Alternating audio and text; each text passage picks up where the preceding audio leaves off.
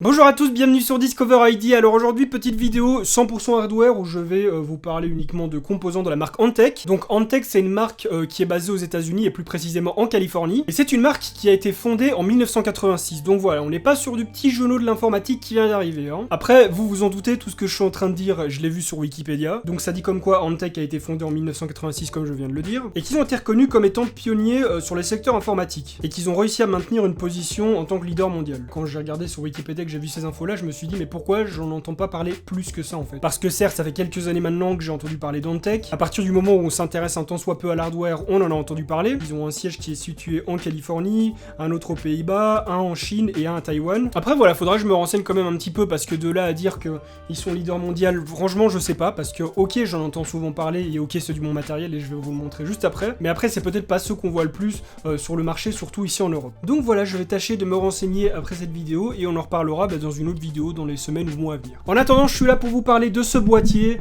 de l'alimentation qui est dedans et du ventirad qui est dedans. Parce que Antec font principalement dans ce genre de composants, ils font donc dans les boîtiers, les alimentations, les refroidissements, donc c'est-à-dire aussi bien ventirad que ventilateur simple et water cooling. Et ils font également dans d'autres types de composants et accessoires. Mais aujourd'hui, on va se focus sur ces trois-là. Ce boîtier se nomme donc le DA601. C'est un boîtier au format mid-tower, donc moyen tour, dans lequel vous pouvez donc accueillir des cartes comme les cartes ATX, micro ATX, enfin voilà. Il est principalement composé d'aluminium et il y a vraiment très peu de plastique. Le seul endroit où vous trouverez du plastique de façon dominante, c'est ici sur la face avant, donc c'est la face qui en soi est celle qui chauffera le moins, donc il n'y a pas besoin de plus. Et comme vous pouvez le voir, il a un design quand même assez agressif, assez différent. On va l'allumer pour que vous puissiez voir un petit peu à quoi ça ressemble. C'est vrai que si j'allume pas l'alimentation, bah ça va pas fonctionner. Voilà, on y est, allumage.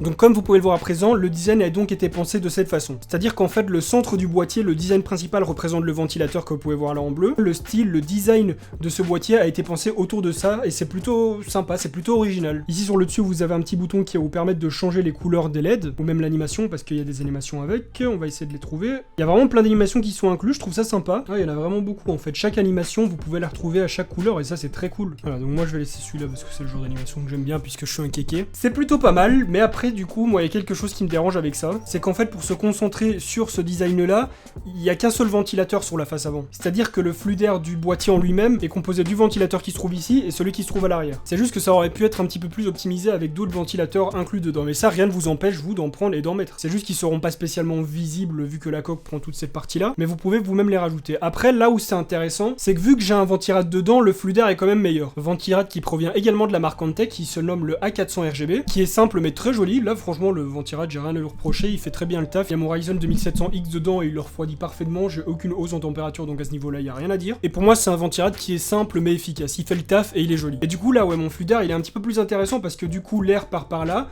il va être aspiré dans le ventirad pour être recraché de l'autre côté plus facilement. Or que si le ventirad n'était pas dedans, ben la circulation de l'air elle sera un petit peu plus compliquée. Après je vous avoue, quand vous montez un PC, il faut obligatoirement mettre un ventirad dedans ou un water cooling. Donc voilà, tout ça pour dire que sur la conception même du flux d'air dans le PC, il est très soft, il est vraiment très léger. Mais que du coup en y ajoutant votre water cooling ou votre ventirad, ça devrait passer. C'est juste que si à l'intérieur ça chauffe un petit peu à cause de votre carte graphique ou quoi, je suis pas certain qu'un seul ventilateur fera le taf, donc il faudra peut-être en ajouter. Ce boîtier est muni d'une vitre en verre teinté sur la face où se trouvent les composants, où ils sont visibles, qui est légèrement teinté, ce qui permet de faire plus ressortir tout ce qui est RGB et laisse un petit peu moins paraître l'aspect des composants. Sur le dessus, il y a un petit filtre à air qui est aimanté, qu'il suffit d'enlever et de remettre comme ceci. En dessous du boîtier se trouve un autre filtre à air qui lui est un petit peu plus... Voilà, caché puisqu'il se trouve donc comme je l'ai dit en dessous, qui suffira donc d'enlever et tapoter un petit peu, de souffler dessus, voilà, pour enlever l'excès de poussière qui s'est infiltré dedans. Au niveau du montage, du câble management, du rangement, franchement je l'ai fait en live, j'ai pas eu de mal, c'était vraiment pas compliqué. L'alimentation qui se trouve dedans est également de chez Antec et est une 750 watts. En plus c'est du certifié 80 plus gold, donc c'est pas n'importe quelle alimentation, c'est quand même du haut de gamme. Et c'est une alimentation HCG qui possède un mode hybride. Et donc pour finir avec ce côté du boîtier, vous pourrez y placer 2 disques durs et 2 SSD. Sur la face avant du boîtier, on va retrouver le bouton power qui a une forme très spécifique, qui représente tout simplement la forme triangulaire du logo Antec. Moi je trouve ça très joli. C'est qu'un petit détail, mais c'est juste peut-être dommage qu'il soit pas RGB lui aussi. S'y trouve également 2 ports USB 3.0, une entrée et sortie jack, un bouton reset et alors le bouton pour changer l'animation de couleur du boîtier. Donc voilà, moi c'est une découverte totale, enfin en tant que consommateur, en tant qu'utilisateur, parce que j'avais déjà vu les produits Antec sur internet, je veux dire c'est pas nouveau, notamment le boîtier Torque qui est un boîtier qui a vraiment une forme et une allure très agressive. Il y a d'ailleurs French Hardware qui ont fait une vidéo dessus il y a pas très longtemps temps, ils ont monté un PC entier dedans et c'était vraiment très stylé. Donc si ça vous intéresse, allez voir sur leur chaîne. Et ce que j'en ai pensé en tant qu'utilisateur, bah, c'est que c'est quand même du bon matos. Donc clairement à l'heure d'aujourd'hui, c'est pas le genre de boîtier